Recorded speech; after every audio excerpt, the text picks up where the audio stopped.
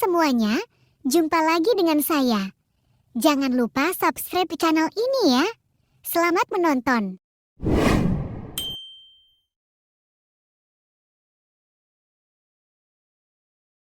Nabi Muhammad dilahirkan pada tanggal 12 Rabiul Awal tahun Gajah.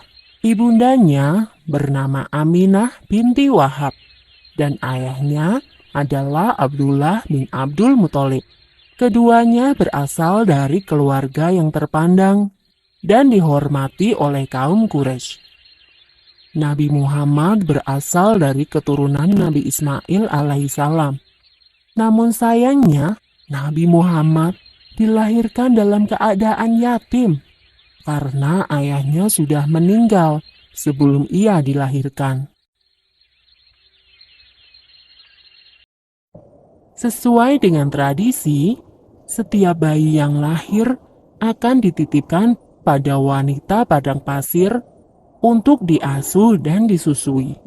Maka, setelah 3 hari dari kelahirannya, Nabi Muhammad dititipkan kepada Suwaibah, dan setelah itu diasuh oleh Halimah Sa'diyah. Nabi Muhammad diasuh oleh ibu susu hingga usianya 2 tahun. Ketika Nabi Muhammad berusia 6 tahun, ia diajak oleh ibunya berziarah ke makam sang ayah di daerah Yatsrib. Sepulang dari berziarah, tiba-tiba saja ibunda Nabi jatuh sakit dan akhirnya meninggal dunia. Ibunda Nabi dikuburkan di daerah Abwa, sebelah selatan Yatsrib. Setelah sang ibu meninggal, Nabi Muhammad tinggal bersama kakeknya, yaitu Abdul Muthalib. Ia adalah seorang pemimpin Quraisy yang sangat dihormati. Namun, Nabi Muhammad tidak tinggal lama bersama sang kakek. Sekitar 2 tahun kemudian, sang kakek meninggal dunia.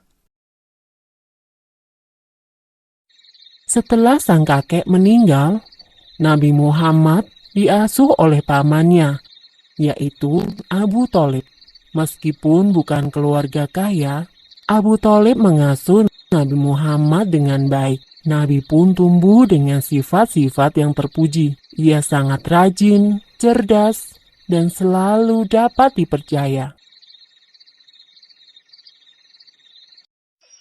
Sejak kecil, Nabi Muhammad sudah terbiasa menggembalakan domba milik sang paman. Ia juga menawarkan jasa untuk menggembalakan domba kepada penduduk Quraisy. Karena sifat Nabi yang dapat dipercaya, banyak orang-orang yang menitipkan ternaknya. Demikianlah, Nabi sudah terbiasa bekerja sejak ia masih kecil. Ketika usia Nabi menginjak 12 tahun, ia turut serta dalam rombongan khalifah dagang. Ia dan pamannya dalam perjalanan menuju ke Syam. Ketika sampai di Busro, mereka bertemu dengan seorang pendeta Bukhairah. Pendeta itu berpesan agar Abu Thalib menjaga Muhammad baik-baik. Ia khawatir jika bangsa Yahudi mengetahui keberadaan Muhammad, mereka akan berusaha untuk mencelakakannya.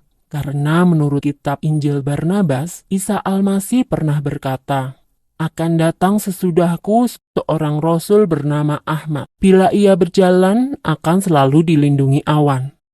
Dan memang, selama perjalanan itu, mereka selalu dipayungi oleh awan. Sebenarnya Abu Thalib pun heran dengan keadaan tersebut. Abu Thalib menuruti saran pendeta Bukhairah itu.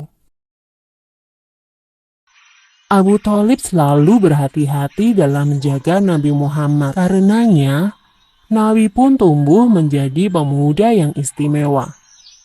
Ia berbeda dengan pemuda lainnya.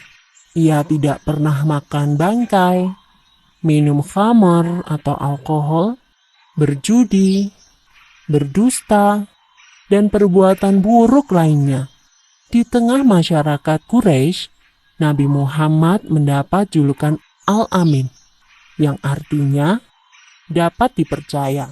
Ia juga tumbuh menjadi pemuda yang pandai dalam berdagang. Nah, seperti itu ceritanya teman-teman. Jumpa lagi ya.